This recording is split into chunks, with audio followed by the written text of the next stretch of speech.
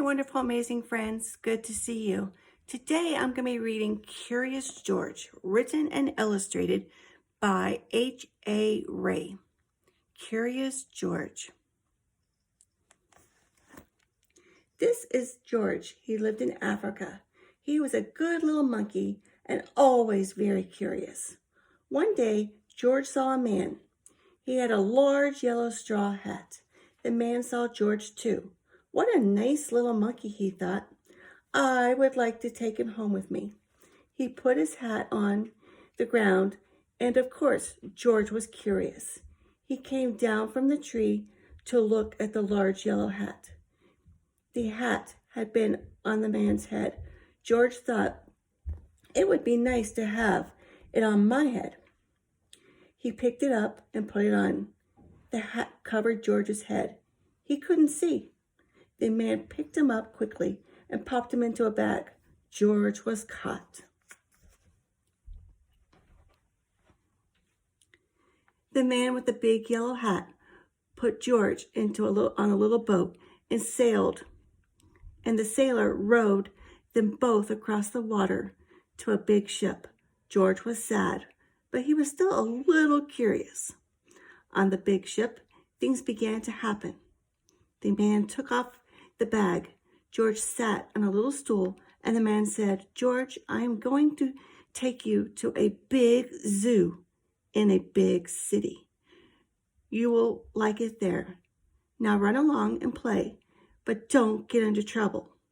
George promised to be good, but it's easy for little monkeys to forget. On the deck, he found some seagulls. He wondered how they could fly. He was very curious. Finally, he had to try. It looked easy, but oh, what happened? First this, then this.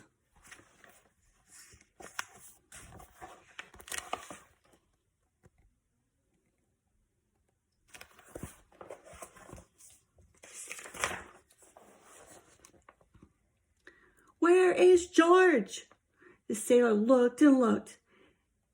At last, they saw him struggling in the water and almost all tired out. "Man overboard!" the sailors cried as they threw him a lifebelt. George caught it and held on. At last, he was safe on board. After that, George was more careful to be a good monkey until at last the long trip was over. George said goodbye to the kind sailors, and he and the man with the big yellow hat walked off the ship onto the shore and on into the city to the man's house. After a good meal and a good pipe, George felt very tired. He crawled into bed and fell asleep at once. The next morning, the man telephoned the zoo. George watched him. He was fascinated. Then the man went away. George was curious. He wanted to telephone. He wanted to telephone too. 1, 2, 3, 4, 5, 6, 7. What fun! Ding-a-ling-a-ling. George had telephoned the fire station. The firemen rushed to the telephone. "Hello, hello," they said, but there was no answer. Then they looked for the signal on the big map that showed where the telephone call had come from. They didn't know it was George. They thought it was a real fire. "Hurry, hurry, hurry!" The firemen jumped on to the fire engines and onto the hook and ladders. Ding dong, ding dong. Everyone out of the way. Hurry, hurry, hurry.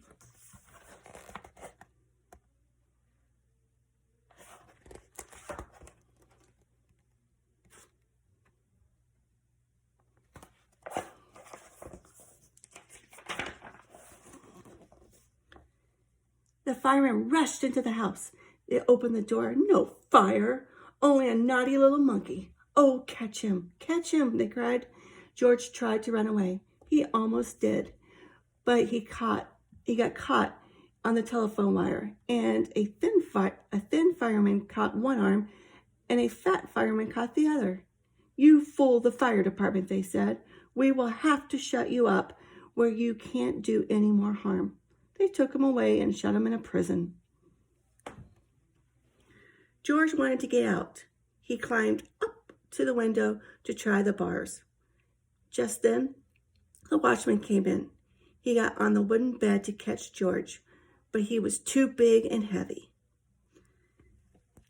The bed tipped up. The watchman fell over, and as quick as lightning, George ran out through the open door. He hurried through the building and out onto the roof.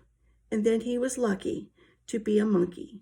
Out he walked on to the telephone wires, quickly and quietly over the guard's head. George walked away. He was free.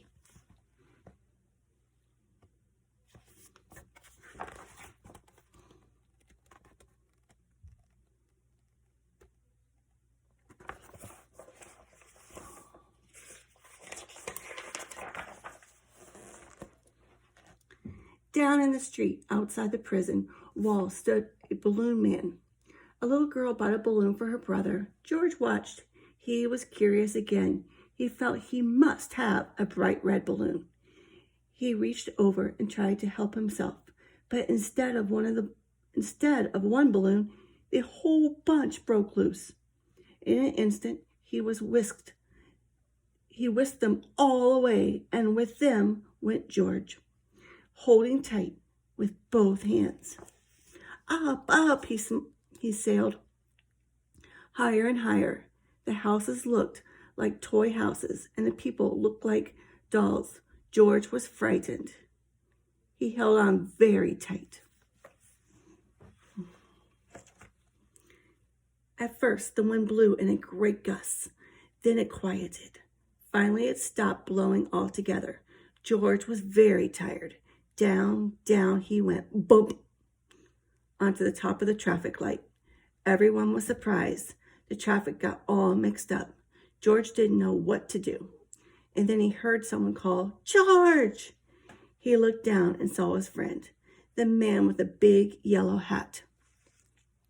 George was very happy. The man was happy too. George slid down the post, and the man with the big yellow hat put him under his arm. Then he paid the balloon man for all the balloons. And then George and the man climbed into the car, and at last, away they went to the zoo. What a nice place for George to live. The end.